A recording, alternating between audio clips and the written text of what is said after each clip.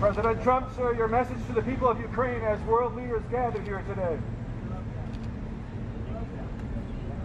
Russia continues to attack civilians in Kharkiv, killing many. Is there a just offer for peace on the table? Will you see land for Russia?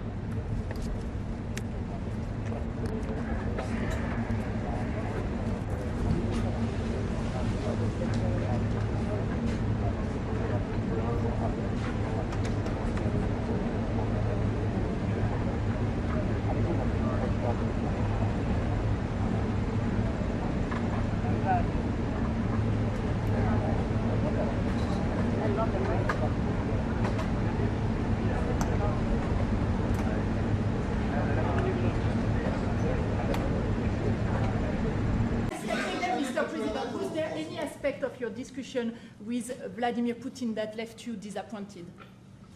Look, we just spoke to, I was just telling the president, I just spoke to President Putin indirectly, and we're going to have a phone call right after these meetings today. And we may or may not have a trilat. If we don't have a trilat, then the fighting continues.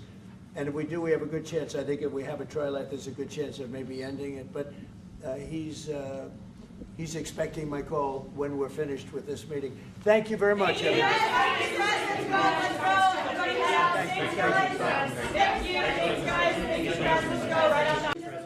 You posted on social media, Mr. President, a very touching letter from the First Lady, and the letter was hand-delivered to President Putin, and it calls for an end to the war, essentially, because of the children and the children's future.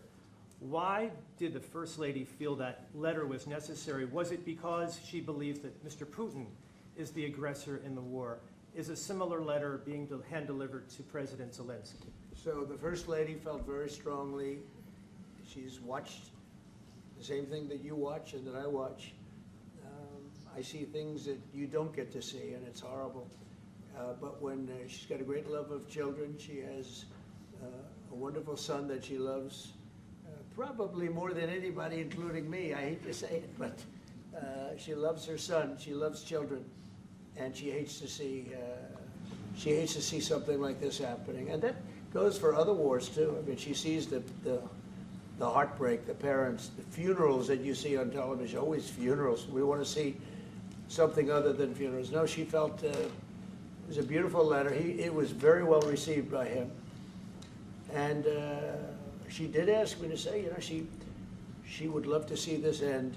She would love to see it end, and she says it very openly, very proudly, and with great sorrow because so many people have been killed. Mr. President, last week, Brian, go ahead, Brian. Yes, sir. I've got a question for each of you. Yes. First of all, President Zelensky, Can you explain the decision to offer Ukraine Article 5-like security guarantees, but stop short of pushing for their full membership? Yeah, well, we haven't done anything on that yet. If you look back and you go back long before President Putin, it was always a statement that they would never allow Ukraine into NATO. So that was a statement that was made, but we haven't discussed any of that yet. We're going to be discussing it today, but we will give them very good protection, very good security. That's part of it. And the people that are waiting for us, they are, I think they're very like-minded. They want to help out also. Thank you, President. Thank you. Are you open to holding an election in your country? Yes, of course. We are open for election, yes.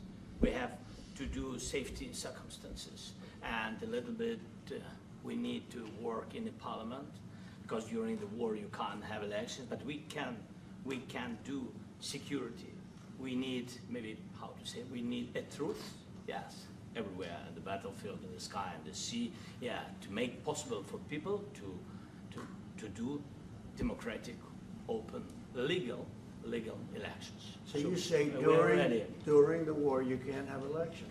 So let me just say 3.5 years from now, so you mean if we happen to be in a war with somebody, no more elections? Oh, that's good. I wonder what the fake You like news this is. idea? Yeah. No. Speaking, last week you warned of what you called severe consequences if a 30-day ceasefire or any type of ceasefire were not agreed to by Russia. Will there be severe consequences? Does that change because you're I don't meeting think you with need a President Putin? ceasefire. You know, if you look at the 6 deals that I settled this year, they were all at war. I didn't do any ceasefires. And I know that it might be good to have, but I can also understand strategically why, well, you know, one country or the other wouldn't want it. You have a ceasefire and they rebuild and rebuild and rebuild, and, you know, maybe they don't want that.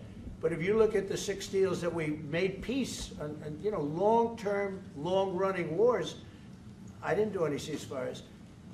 Would I like the concept, you know, I like the concept of a ceasefire for one reason, because you'd stop killing people immediately, as opposed to in 2 weeks or 1 week or whatever it takes. But we can work a deal where we're working on a peace deal while they're fighting. They have to fight. I wish they could stop. I'd like them to stop. But strategically, that could be a disadvantage for one side or the other.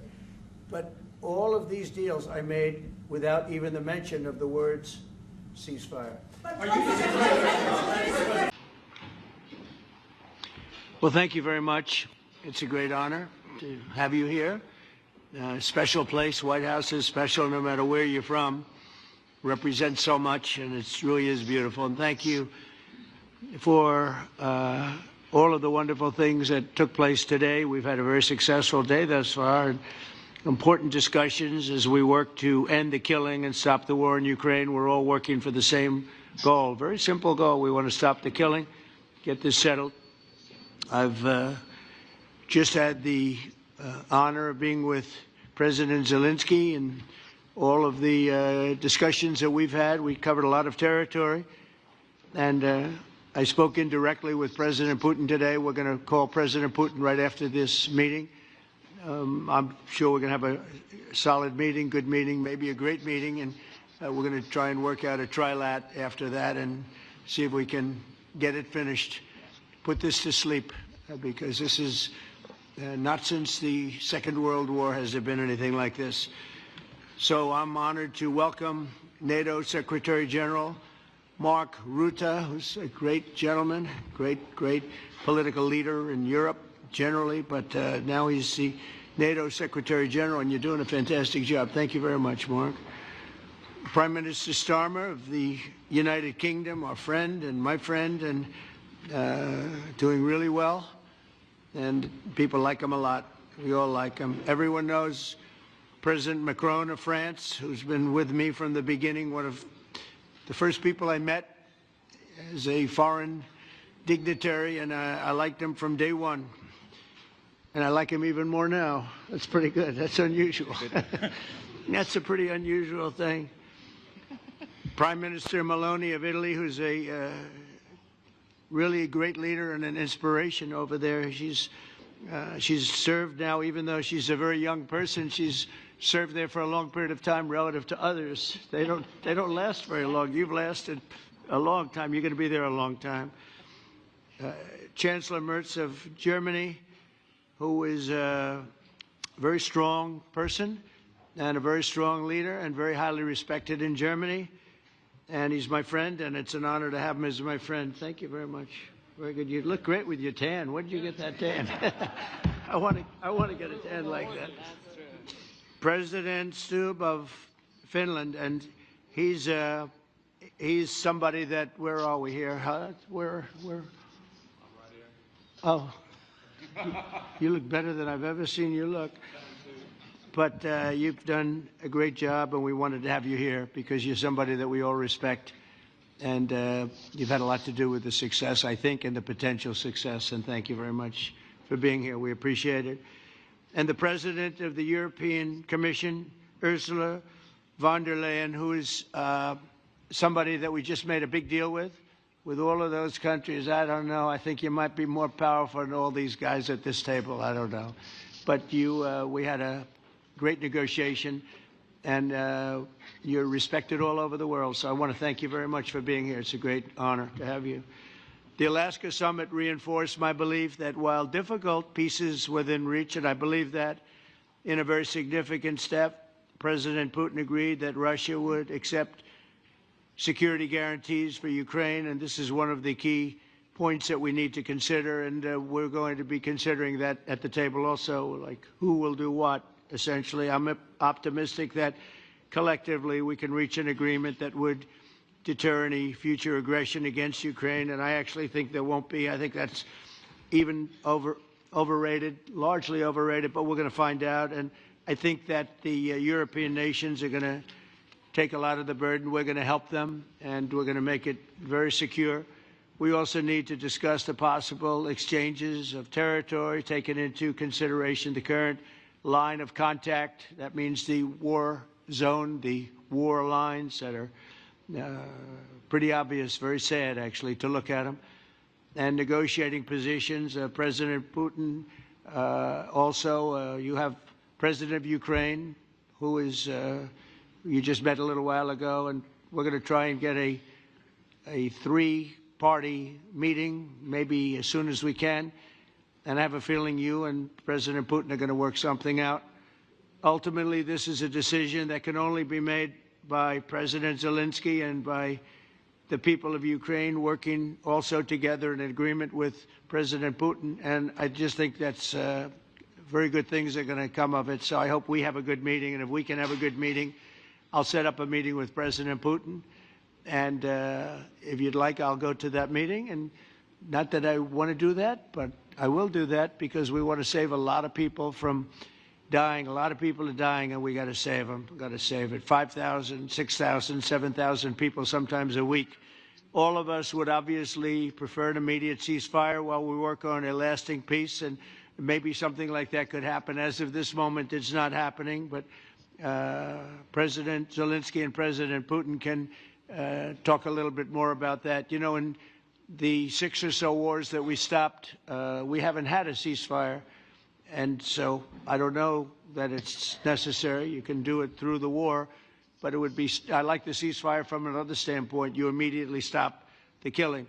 But I believe a peace agreement at the end of all of this is something that's very attainable, and it can be done in the near future. With all of the wars that I got involved in, we only have this one left. Of course, as I walk out the door, there'll probably be a new one starting, and I'll get that stopped too. But I thought this was going to be one of the easier ones. It's actually one of the most difficult and very complex. The next step would be for a trilateral meeting, and that will be worked out. And I just look forward to working and having a great result. We're going to spend a lot of time today talking about, and we're really honored you guys came over. I mean, these are the heads of major countries and respected all over Europe. And they speak for, largely, I think I should say, but pretty much for the other countries of Europe. And we will come to a resolution today, I think, on almost everything, including probably the security. And that's pretty much the story. I'd like to say, Mr. President, would you like to say something? You have the media. If you want, you could come over and you could stand, you could use mine, or you could just turn around, whichever you feel comfortable with. We were coordinating how to work on security guarantees, and the President of the US contacted the Russian side, and they spoke about the possible diplomatic steps. Russia at first proposed a bilateral meeting between Ukraine and Russia, followed by a trilateral meeting. As I said, we are ready for any format at the level of leaders, because it is only at the level of leaders that we can resolve all those complex and painful issues. Even for us, they are painful and complex. And so I was supported by all the European leaders in that, and I confirmed that we are ready for a bilateral meeting with Putin, and after that that we are counting on a trilateral one, depending on how the bilateral meeting goes. So in principle, that is the result. I believe it is a good one. It is a good result. It's normal. Thank you.